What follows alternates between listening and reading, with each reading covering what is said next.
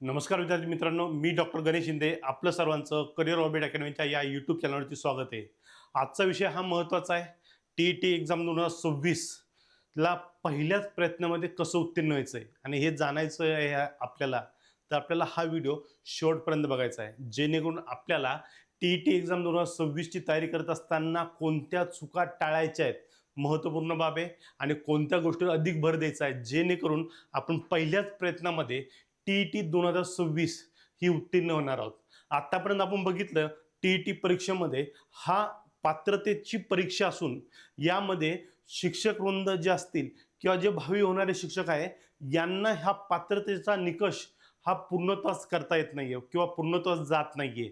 त्यामुळे यामध्ये नेमका काय चुका होतात आणि टीईटीचा जर आपण रिझल्ट बघितला तर रिझल्टमध्ये सुद्धा हा डबल डिजिटमध्ये रिझल्ट जात नाहीये। पात्रतेची परीक्षा असून सुद्धा डबल डिजिटमध्ये रिझल्ट जात नाहीये आणि हाच मुद्दा महत्त्वपूर्ण आहे, कारण की जेवढ्याही स्पर्धा परीक्षा आपल्याकडे होतात त्या स्पर्धा परीक्षेमध्ये सगळ्यात सोपी परीक्षा म्हणून सुद्धा टीईटीला बघितलं जातं आणि असं बघितलं जात असताना सुद्धा आपण पात्रतेच्या निकषामध्ये बसत नाही आहोत।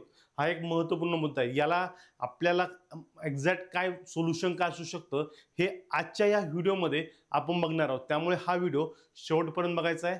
त्यासोबतच करिअर ऑर्बिट अकॅडमीचं जे यूट्यूब चॅनल आहे त्याला आपल्याला सबस्क्राईब करायचं आहे, लाईक करायचं आहे आणि बेल आयकॉन ऑन करायची, जेणेकरून आपल्याला अपडेट व्हिडिओ जे आहेत टीईटी संदर्भामध्ये ते सुद्धा उपलब्ध होत राहतील।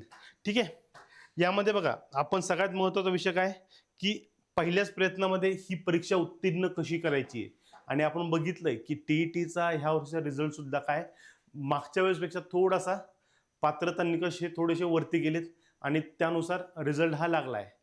पण महत्त्वाचा मुद्दा तोच आहे, जेवढे पात्र होणं आवश्यक आहे तेवढे पात्रता या पात्रतेच्या ह्या परीक्षेमध्ये उत्तीर्ण न झालेल्या शिक्षकांची संख्या सुद्धा तेवढी जास्त आहे। आता ह्या मागचे कारण काय आहे, कोणकोणत्या गोष्टींचा या ठिकाणी आपल्याकडून चुका होतात या गोष्टी आपण बघणार आहोत आणि ह्याला कशा ओव्हरकम करायच्या, कमी कशा करायच्या आणि एक्झॅक्ट कोणत्या प्लॅननुसार जायचं आहे या संदर्भामध्ये आपण काही महत्त्वपूर्ण बाबी या आजच्या ह्या व्हिडिओमध्ये कव्हर करणार आहोत। तत्पूर्वी सगळ्यात महत्त्वाचा टी 2026 असेल किंवा जेवढी एक्झाम होते या एक्झामसाठी पेपर 1 आणि पेपर 2 या दोन पेपर जे आहेत त्यांची पात्रता समजा आपल्याला उत्तीर्ण करायची असेल तर त्याचा सगळ्यात अगोदर आपल्याला अभ्यासक्रम जो आहे ना तो माहीत असणं गरजेचं आहे। कोणत्याही परीक्षेमध्ये काय अभ्यासक्रम हा महत्त्वाचा असतो आणि जर अभ्यासक्रम आपल्याला माहीत नसेल तर ती परीक्षा आपल्याला काय करते, अडचणीत आणण्याचं काम ही करते। पेपर 1 आहे इत्या 1ली ते 5वी पर्यंत सेक्शन आहे आणि ते पेपर 2 आहे 6वी ते 8वी। ओके, हे दोन पेपर आहे। या दोन पेपर मधला कॉमन गोष्ट बघा, विषय हे नियर अबाउट काय आहे सारखेच आहे, त्यामध्ये कोणत्याही प्रकारचा बदल आपल्याला इथं दिसत नाही। पेपर 1 मध्ये बाल विकास आणि अध्यापनशास्त्र याचा समावेश होतो। 30 गुणांसाठी हा पेपर मुख्यतः आपल्याला दिसून येतो।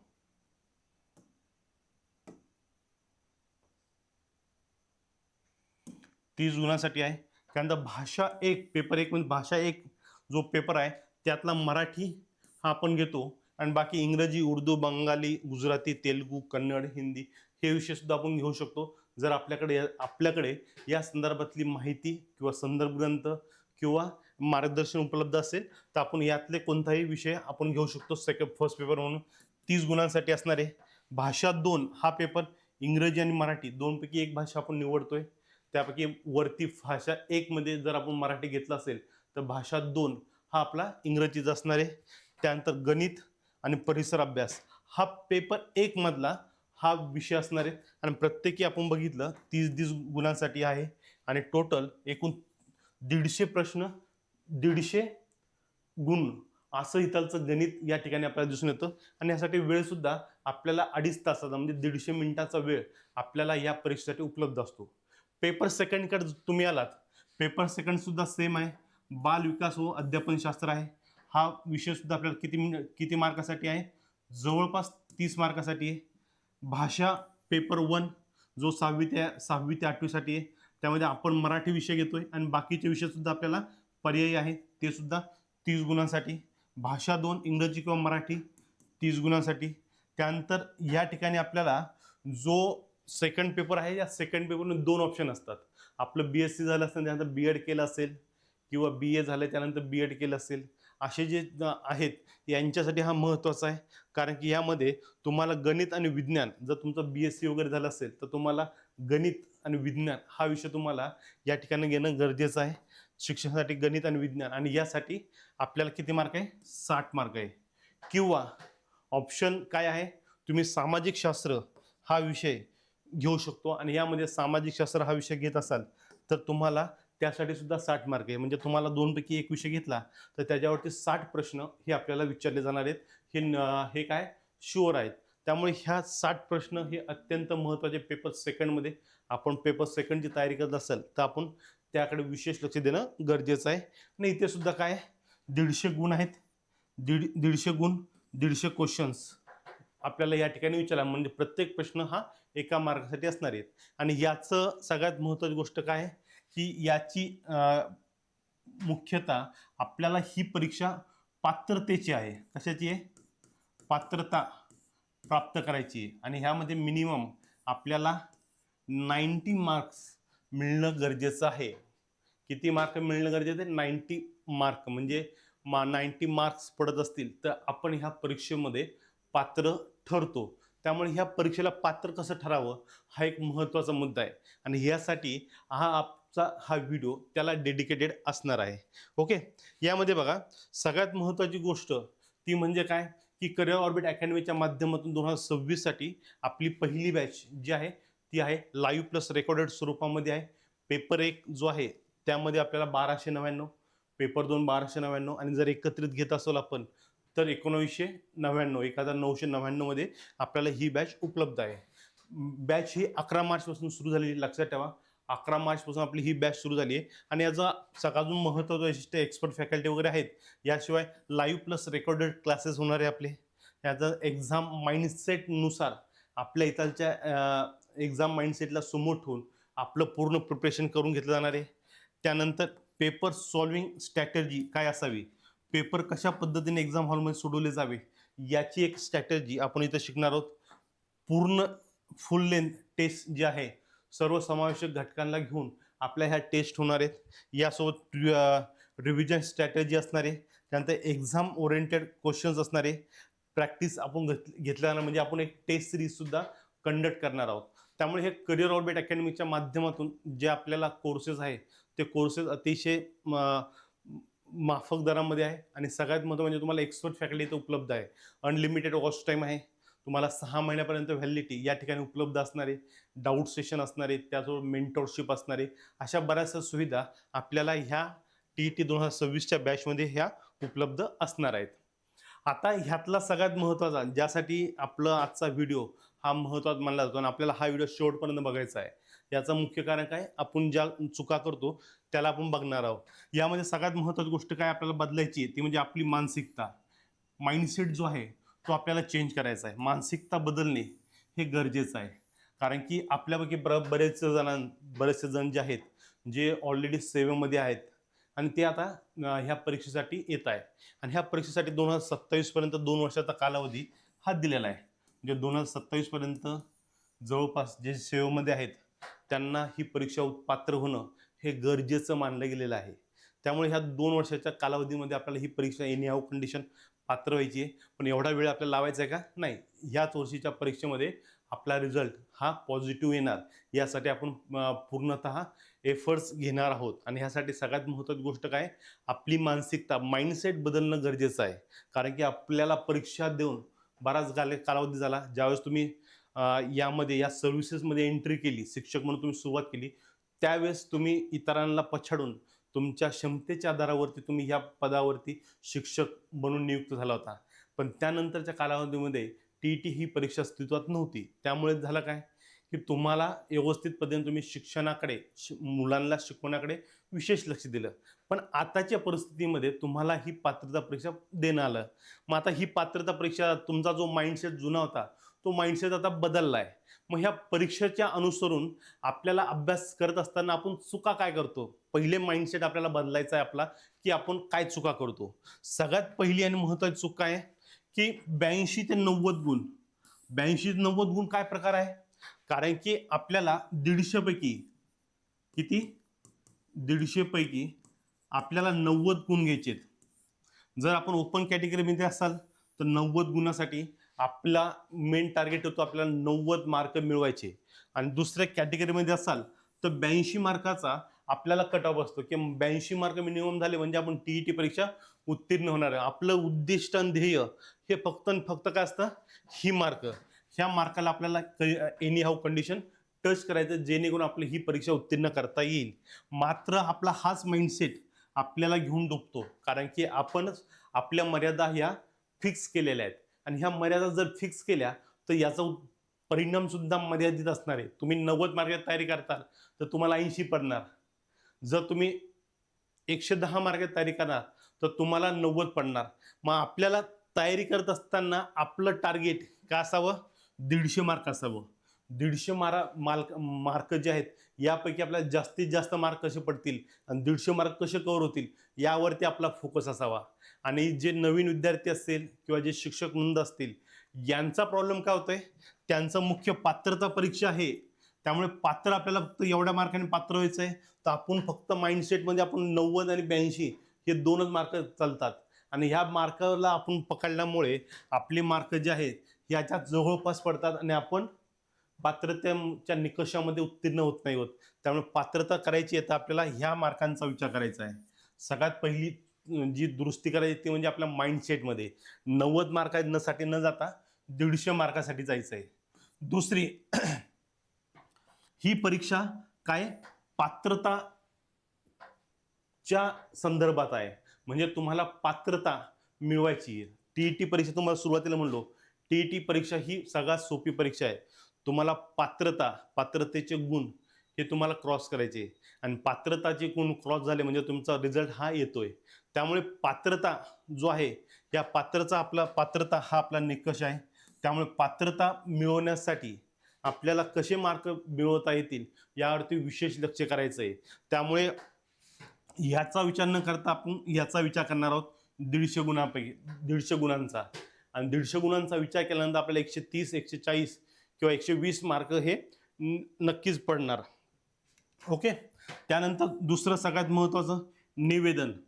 आता निवेदन काय आहे आपल्यापैकी बऱ्याच जणांचं एक संकल्पना असते, अभ्यासातून दूर असतो. त्यामुळे आपल्याला एक निवेदन ज्यावेळेस महाराष्ट्र परीक्षा परिषद ज्यावेळेस निवेदन देते किंवा टीईटी परीक्षा आता या 2 ते 3 महिन्यामध्ये घेणार आहोत, म्हणजे जाहिरात आल्यानंतर टीईटी परीक्षेचा फॉर्म भरायला सुरुवात झाल्यानंतर बरेचसे शिक्षक काय करतात, अभ्यासाला सुरुवात करतात. आता अभ्यासाला सुरुवात केल्यानंतर सगळ्यात महत्त्वाचा प्रॉब्लेम काय होतो, या पॅनिक मोडमध्ये आपण एंट्री करतो. म्हणजे शेवटच्या 2 महिन्यामध्ये आपल्याला किती मार्काची तयारी करायची आहे, 150 मार्काची तयारी करायची. निवेदन आल्यानंतर निवेदनाच्या पूर्वी आपण अभ्यास करतोय का, आपण टार्गेट ठेवतोय परीक्षेला पात्र होण्यासाठी. आणि परीक्षेला पात्र होण्यासाठी आपल्याला मिनिमम गरज काय आहे, की चांगला अभ्यास करावा. 5-6 महिने आपला अभ्यास चांगला असावा, जेणेकरून सहजरित्या ही परीक्षा उत्तीर्ण करू. पण आपली मानसिकता काय झाली आहे, की परीक्षा फॉर्म आल्यानंतर परीक्षा ही खूप सोपी आहे, सहज उत्तीर्ण होऊन जाऊ. आपण कॅज्युअल अप्रोच या परीक्षेसंदर्भात ठेवतो. आणि हा कॅज्युअल अप्रोच आपल्याला बुडवण्यामध्ये सगळ्यात महत्त्वाचा आहे. आपण निवेदन किंवा जाहिरात आल्यानंतर या परीक्षेला अभ्यासाला सुरुवात केली तर प्रॉब्लेम काय होतो, परीक्षा जवळ येईपर्यंत 2 गोष्टी होतात. एक तर आपण अभ्यास निवेदन किंवा जाहिरात आल्यानंतर सुरू केल्यानंतर आपला अभ्यास पूर्णत्वास जात नाही, पहिली सगळ्यात महत्त्वाचा प्रश्न होतो. आणि त्यासाठी जी प्रॅक्टिस हवी आहे ती प्रॅक्टिससुद्धा आपली होत नाही, आपली प्रॅक्टिस डायरेक्ट एक्झाम हॉलमध्ये होते. दुसरा सगळ्यात महत्त्वाचा प्रश्न, की जे निवेदन आल्यानंतर किंवा जाहिरात आल्यानंतर अभ्यासाला लागतात त्यांचं उद्यावरती चालू असतं, उद्या करू, उद्यापासून सुरू करू, उद्यापासून सुरू करू. आणि असं करत ते महिनाभर या जाहिरातीनंतर सुद्धा वाया घालवतात. आणि शेवटच्या टप्प्यामध्ये पॅनिक मोडमध्ये जो काही सिलेक्टिव्ह अभ्यास आहे तो करण्याच्या मागे लागतात. आणि हा सिलेक्टिव्ह अभ्यास हा तुम्हाला पात्रतेच्या निकषामध्ये आणण्यासाठी या पात्रता क्रॉस करण्यासाठी ही सफिशियंट ठरत नाही. एखाद दुसऱ्या शिक्षकाचं होऊ शकतं, एखाद दुसरा शिक्षक बाय चान्स लकीली परीक्षा उत्तीर्ण होऊ शकतो. महिन्याभराच्या अभ्यासामध्ये, पण प्रत्येक शिक्षक होऊ शकत नाही. त्यामुळे त्याला एक नियोजन हे असणं गरजेचं आहे आणि आपला मुख्य मुद्दा तोच होतो. आणि आपण निवेदन आल्यानंतर अभ्यासाला लागलो तर आपला पॅनिक मोड जो आहे तो सुरू होतो आणि पॅनिक मोड चालू झाल्यानंतर मग आपण पॅनिक स्वरूपामध्ये स्टडी करतो. एकाच दिवशी 3-3, 4-4 विषय घेऊन अभ्यासाला बसतो आणि यामुळे सगळ्यात महत्त्वाचा प्रश्न काय होतो, हिस्ट्री का म्हणजे आपण सामाजिक शास्त्र करतोय आणि आपल्याला इंग्लिशचं टेन्शन येतंय, मराठी करतोय, आपल्याला बालमानसशास्त्र टेन्शन येतं आणि ह्या टेन्शनमध्ये आपला अभ्यासाचा बट्ट्याबोळ हा होताना आपल्याला दिसून येतो. त्यामुळे असा बट्ट्याबोळ होऊ द्यायचा नाहीये. तर आपण सुनियोजित आपल्याला नियोजनाचा या ठिकाणी उपयोग हा करावा लागणार आहे आणि जेणेकरून आपण पॅनिक स्टडी न करता प्लॅन स्टडी करायचं. काय करायचं आहे? प्लॅन स्टडी करायचं आहे. जेणेकरून आपण पहिल्याच प्रयत्नामध्ये ही परीक्षा सहजरित्या उत्तीर्ण करू शकू. त्यानंतर निगेटिव्ह भावना. निगेटिव्ह भावना म्हणजे काय? काय होईल आता, एवढा वेळ झाला, अभ्यास होणार की नाही होणार, कसं आता अवघड आहे. मग हे ज्या निगेटिव्हिटी आपल्या डोक्यामध्ये येतात, त्या निगेटिव्हिटी दूर करायच्या. पहिली गोष्ट सगळ्यात महत्त्वाचं, आता आपण सर्वजण शिक्षक या पेशेमध्ये आहोत, तर आपल्यापेक्षा जास्त पॉझिटिव्ह हा जगामध्ये कोणीच नसावा. त्यामुळे आपल्याला सगळ्यात महत्त्व काय? पॉझिटिव्हिटी आपल्या सराउंडिंगला असावी. आपण प्रत्येक गोष्टीचा पॉझिटिव्ह विचार करावा. फक्त विचार करून चालणार आहे का? आपली कृतीसुद्धा पॉझिटिव्ह असावी. जर पॉझिटिव्ह कृती ठेवत असेल आणि प्लॅन स्टडी करत असेल तर आपल्याला यामध्ये सगळ्यात सहजरित्या ही परीक्षा उत्तीर्ण होण्यामध्ये मदत होणार आहे. त्यामुळे आपल्याला ह्या गोष्टीवर विशेष लक्ष द्यायचं आहे की आपण बी पॉझिटिव्ह राहायचं आहे, निगेटिव्ह लोकांपासून दूर राहायचं आहे. निगेटिव्ह कोणी किती बोललं तरी आपण पॉझिटिव्हली त्या गोष्टीचा विचार करायचा आहे आणि पात्रता हा एक महत्त्वाचा निकष आहे. पात्रतेला आपल्याला क्रॉस करायचं आहे. एवढी साधी गोष्ट आहे. त्यासाठी आपण बी पॉझिटिव्हली आपल्या कृतीमधून सुद्धा ही गोष्ट आणायची आहे. आपल्याला अपयशाची ही प्रमुख कारणं ही आहेत, 4 आहेत आणि ह्या प्रमुख कारणांमुळे आपली जी पात्रता आहे ती आत्तापर्यंत होत नाहीये. त्यामुळे ह्या 4 गोष्टीवरती आपल्याला विशेष काम करायचं आहे आणि ह्या 4 गोष्टीतनं बाहेर पडून आपल्याला आता पुढच्या टप्प्यामध्ये एंटर करायचं आहे. आता आपण कारणं बघितली. आता पुढचा टप्पा जो बघायचा आहे, आपल्याला व्हिडिओ पूर्ण बघायचा आहे, जेणेकरून आपल्याला हितालच्या ज्या अडचणी आहेत त्यासुद्धा आपल्या सॉल्व्ह होणार आहेत. मग आता ह्यातनं सोल्युशन काय आहे? आत्ता पण आपण आपल्या काय प्रॉब्लेम होता ते बघितलं. आता प्रॉब्लेमचं सोल्युशन काय? प्लॅन स्टडी, अभ्यासाचं नियोजन हा इथला सगळ्यात महत्त्वाचा घटक आहे. मग अभ्यासाचं नियोजन कसं करणार आहोत आपण?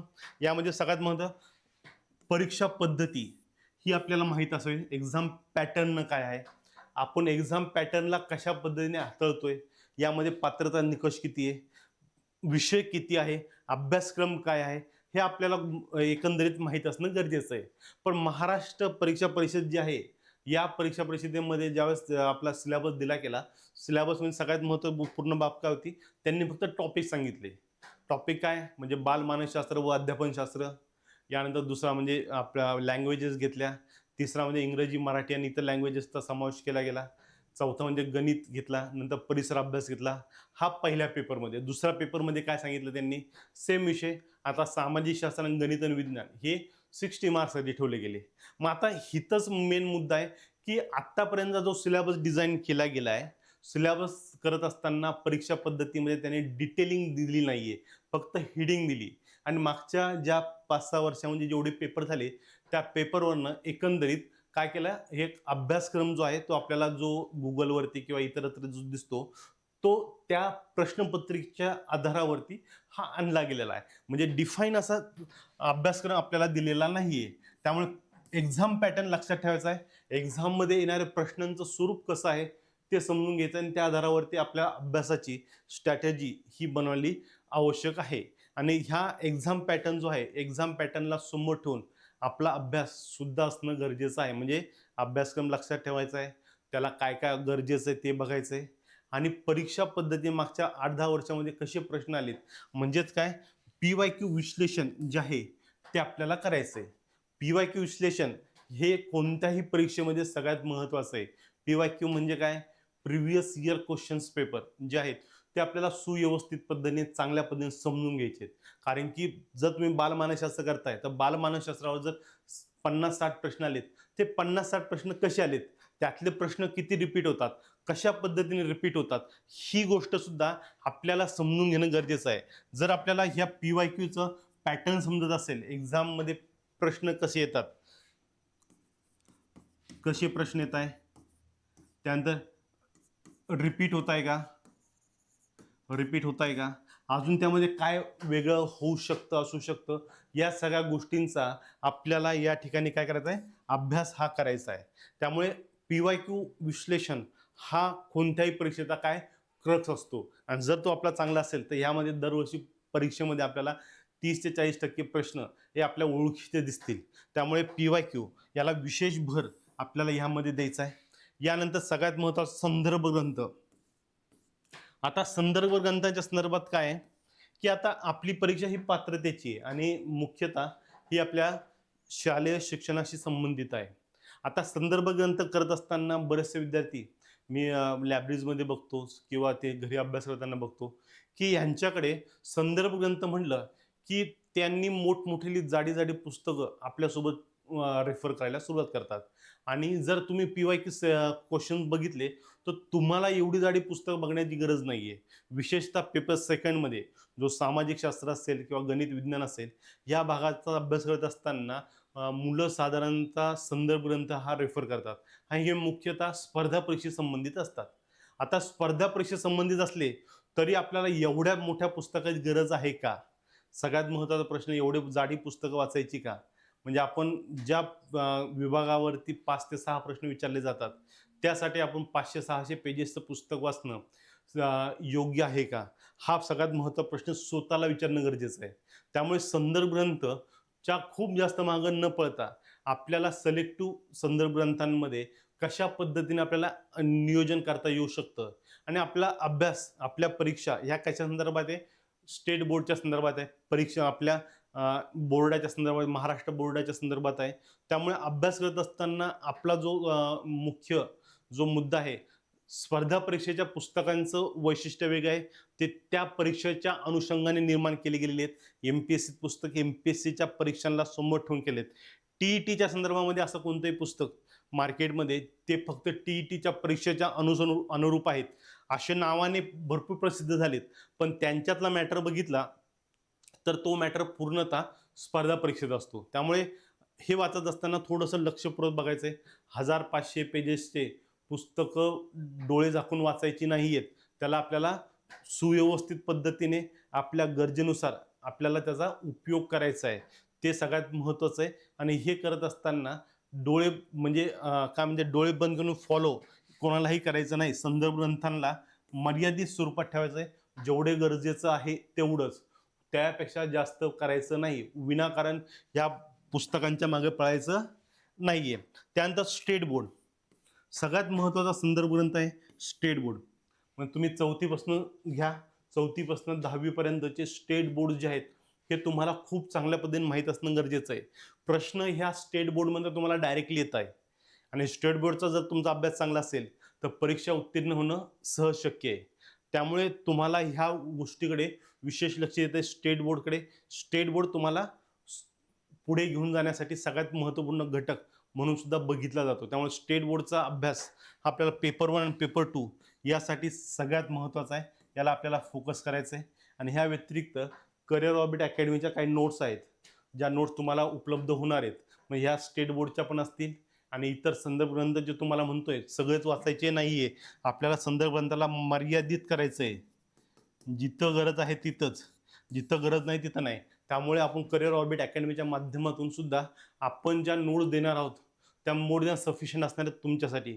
त्याच्या पलीकडे तुम्हाला करण्याची काही गरज पडणार नाही, एवढं मात्र नक्की आहे. ठीक आहे. हे झालं स्टेट बोर्डच्या संदर्भामध्ये. सगळ्यात महत्त्वाचा जो ड्रॉबॅक आहे, जो सगळे जवळपास आपल्यापैकी जेवढे अभ्यास करतात त्यातले 70 to 80% हे यूट्यूबच्या माध्यमातून अभ्यासाला प्राधान्य देतात. प्राधान्य देतात म्हणजे काय करतात, की त्यांना एखादा व्हिडिओ, बालमानसशास्त्र असेल, बालमानसशास्त्राचा विषय घेतला आणि त्यातला एखादा बालमानसशास्त्र म्हणजे काय हे तुम्ही एका व्हिडिओमध्ये बघतात. तुम्हाला तो व्हिडिओ चांगला वाटला नाही तर त्यांनी बाजूला तुम्हाला बरेचसे ऑप्शन हे दिलेले असतात. मग आपण एक एक व्हिडिओ बघत बसतो. त्यामुळे एकाच टॉपिकवरती तुम्ही जवळपास 10 ते 12 व्हिडिओ बघतात आणि ह्यासाठी तुम्हाला नाही म्हणलं तरी 1 ते 2 तासापर्यंतचा वेळ तुम्ही त्या छोट्याशा घटकासाठी हा खर्च करतात. आणि यूट्यूबमध्ये आपल्याला कुठं फॉलो करायचं, किती करायचं याची माहिती नसते. यूट्यूब काय आहे? एक बाजार आहे आणि ह्या बाजारामध्ये नक्की एक कुठून काय योग्य चांगलं भेटतंय ते आपल्याला माहीत असणं गरजेचं आहे सगळ्यात महत्त्वाचं. आणि एकाला फॉलो करत असाल तर त्याकडे तुम्हाला पूर्ण घटक सापडणार आहेत का? नाही. YouTubeवरती पूर्ण अभ्यास उपलब्ध आहे का? अजिबात नाही. म्हणून पूर्ण अभ्यास उपलब्ध नाही तर तुम्ही YouTubeचा उपयोग कशासाठी करताय? तुमच्या कन्सेप्ट क्लिअर करण्यासाठी. पण ह्या कन्सेप्ट पूर्ण क्लिअर होत आहे का? नाही. अर्धवट होतात.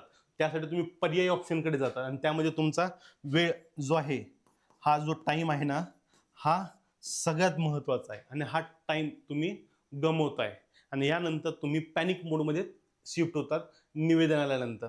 त्यामुळे ही गोष्ट लक्षात ठेवा. YouTubeला तुम्ही कोणाला फॉलो करत असाल तर एकाच व्यक्तीला फॉलो करायचं. एकाच व्यक्तीचे व्हिडिओ बघा. ते अपूर्ण असले तरी चालतील. पण एकाच व्यक्तीला. तुम्ही 3-4 व्यक्तीला फॉलो करायला लागलात तर प्रत्येकाचं मतं वेगळे आहेत, प्रत्येकाचे पॉइंट ऑफ व्ह्यू वेगळे आहेत आणि यामुळे तुम्हाला सर्वाधिक नुकसान तुमचं होणार आहे. त्यामुळे YouTube हे अव्हॉइड करायचं जनरली. त्याला जास्त फॉलो करायचं नाही. खूपच जास्त अडचण येते, विषय क्लिअर होत नाहीये, त्यावेळेस तुम्ही करा. पण विषय क्लिअर करण्यासाठी तुम्ही करिअर ऑर्बिट अकॅडमी जॉईन केली आहे. केली नसेल तर जॉईन करायचं आहे. तुम्हाला प्रत्येक विषयाचे वेगळे टीचर्स आहे आणि त्यांच्या माध्यमातून तुमचे डाऊट हे प्रॉपरली हे इथं क्लिअर केले जाणार आहेत. त्यामुळे आपले PYQ सेशन सगळ्या गोष्टी होणार आहेत. त्यामुळे तुम्हाला याचा नक्की फायदा होईल. त्यामुळे YouTube फॉलो करत असताना तुम्ही कोणाला एकाला करा आणि ते पण मर्यादित करा. वेळ मर्यादा ठरवा आणि त्यानुसार तुम्ही काम करणं गरजेचं आहे. त्यानंतर तिसरं नेक्स्ट सगळ्यात महत्त्वाचं नियमितपणा, कन्सिस्टन्सी तुमची सगळ्यात महत्त्वाची. नियमितपणा कशामध्ये हवा आहे? अभ्यासामध्ये. तुम्ही जो काही अभ्यास करता त्याला नियमितता असावी.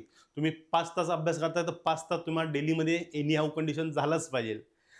त्यामध्ये तुम्हाला कोणताही ब्रेक नसावा, नियमितपणा असावा. आज 5 तास केला, उद्या 1 तास केला, तेरवा 6 तास केला, असं करायचं नाही. तुम्ही एक नियमित अभ्यास करा. नियमित आपले टार्गेट जे आहेत ते फिक्स करा. ते अचीव्ह करा डेलीचे. आठवड्यातून 1 टेस्ट सोडवा. हे नियमितपणा आपल्याला ह्या अभ्यासात असावा. आपल्याला अभ्यास किती दिवस करायचा? नियमितपणे 6 महिने करायचा फक्त. हा 6 महिने अभ्यास केल्यानंतर पुढचा कालावधी आपल्यासाठी काही नाही. आपण परीक्षा ही सहजरित्या काय होतं? पात्र होतोय आणि पात्र झाल्यानंतर आपण आपल्या सेवेमध्ये पुन्हा एकदा रुजू होऊन जातो. त्यामुळे आपल्याकडे नंतरचा वेळ आहे. तुम्हाला नियमितपणा, नियोजन ह्या गोष्टी सांगण्याची गरज मला तर वाटत नाहीये. आहे असं मला वाटत नाहीये. त्यामुळे थोडंसं आपण ह्या गोष्टीकडे लक्ष द्यायचं आहे. नियमितपणा, अभ्यासाचा नियमितपणा ठेवायचा, जेणेकरून 6 महिन्यानंतर परीक्षा उत्तीर्ण होऊ. अभ्यासाचे नियोजन करायचं आहे. सगळ्यात मध्ये आपला स्ट्रॅटर्जी, आपले वीक पॉईंट काय आहे, पॉझिटिव्ह पॉईंट काय आहेत हे आपल्याला माहीत असतात. आपल्यापेक्षा कोणालाही जास्त माहीत नसतं. त्यामुळे अभ्यासाचं नियोजन करत असताना आपले वीक सब्जेक्ट जे आहेत त्यांच्यावर विशेष लक्ष द्यायचं आहे सुरुवातीच्या टप्प्यामध्ये. नंतर आपले जे सहज सोपे आहेत, कॉन्फिडन्स आपले वाढवणारे आहेत, त्या विषयांना चांगले मार्क कसे पडतील यावरती काम करायचं आहे. त्यामुळे आपला प्लॅन, अभ्यासाचा स्टडी जो आहे तो आपल्या सर्वात अगोदर वीक सब्जेक्ट जे आहे आत्ता, त्या वीक सब्जेक्टला आपण लक्ष केंद्रित करायचं आहे. यानंतर आपले पॉझिटिव्ह पॉईंट हे आपल्याला सोबत घेऊन चालायचे आहेत. जेणेकरून तुम्हाला परीक्षेला पात्र होण्यापासून कोणी टाळणार आहे का? नाही. नेक्स्ट सगळ्यात महत्त्वाचं बालमानसशास्त्रचं नियोजन. बालमानसशास्त्र हे दोन्ही पेपरमध्ये बघा. पेपर 1, पेपर 2 दोन्हीकडे आहे. लक्षात ठेवा. आणि बालमानसशास्त्र हा पेपर जो आहे याचा नियोजन आपल्याला सहज करायचं आहे. यामध्ये 30 सगळ्यात महत्त्वाचं आहे. 30 गुण आहेत आणि ह्या 30 गुणापैकी आपल्याला मॅक्सिमम मार्क कसे घेता येईल, कोणत्या घटकावरती सर्वाधिक प्रश्न आहेत, प्रश्नांचं स्वरूप कसे विचारले गेलेले आहेत, प्रश्न कसे येत आहेत आणि आपण अभ्यास करत असताना जे रेफरन्स वापरतोय, जे पुस्तकं बघतोय. आता ह्यासाठी आपण पुस्तकं रेफरन्स बघत असताना आपले BEd DEdचे जे पुस्तक आहेत त्या पुस्तकांना आपल्याला लक्ष केंद्रित करायचं आहे. मी तुम्हाला संदर्भ तर नाही सांगितलेले आहेत. तुम्हाला स्पर्धा परीक्षेत पुस्तक वापरायचे नाहीये. आपल्याला BEd DEdला जे बालमानसशास्त्र आहे याच्यावरती लक्ष केंद्रित करायचं आहे. इथनं गोष्टी समजून घ्यायच्या आहेत आणि इथल्या गोष्टी समजल्यात परीक्षेमध्ये तुम्ही प्रश्न बघा तुम्हाला ॲज इट इज दिसतील. त्यामुळे कॉन्फिडन्स बिल्डअप होणारे जे घटक आहे त्यावरती काम करायचं. त्यातला एक बालमानसशास्त्र. एकदा तुम्हाला याची कन्सेप्ट क्लिअर झाल्या तुम्हाला कोणतीही अडचण येणार नाहीये. त्यानंतर सगळ्यात महत्त्वाचं आहे तुमचा अभ्यास झाल्यानंतर टेस्ट सिरीज ही रेग्युलर स्वरूपामध्ये तुम्ही टेस्ट सिरीजसुद्धा जॉईन करणं किंवा टेस्ट सोडवणं, जेणेकरून तुम्हाला परीक्षेमध्ये कशा पद्धतीने समोरे जायचं आहे हे तुम्हाला समजेल. आणि टेस्ट सिरीजचं सगळ्यात महत्त्वाचा फायदा काय, आपल्याला परीक्षेत होणाऱ्या चुका हे आपण आधी करतो आणि आधी केलेल्या चुका ह्या एक्झाम हॉलमध्ये होत नाही. त्यामुळे त्या अनुषंगाने आपल्याला यावरती लक्ष केंद्रित करायचं आहे आणि जास्तीत जास्त गुण कसे प्राप्त होतील यासाठी या टेस्ट सिरीजच्या माध्यमातून आपल्याला नियोजन करायचं आहे. आपले वीक पॉईंट शोधायचे, त्याला फुलफिल करायचे आहेत आणि पुढच्या टप्प्यामध्ये एंटर करायचं आहे.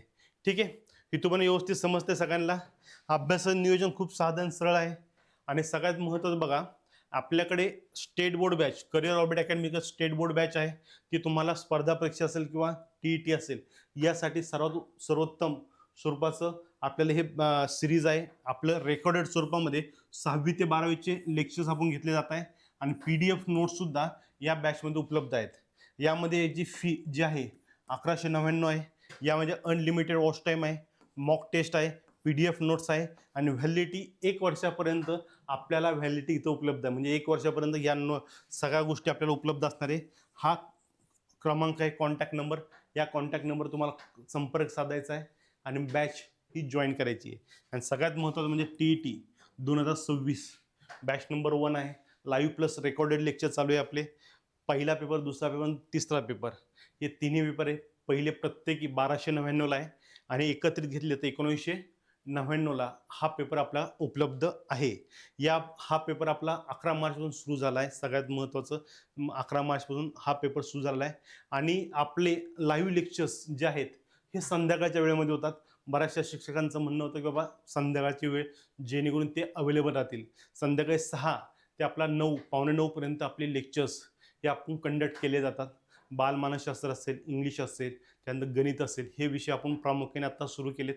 पुढच्या टप्प्यामध्ये सामाजिक शास्त्र, विज्ञान हे विषयसुद्धा आपले इंट्रोड्यूस होणार आहेत. आणि जसा एक्झाम जवळ येतील तसे आपले सगळे विषय 1 स्टेपमध्ये चालू राहणार आहेत. त्यामुळे पहिला टप्पा चालू आहे.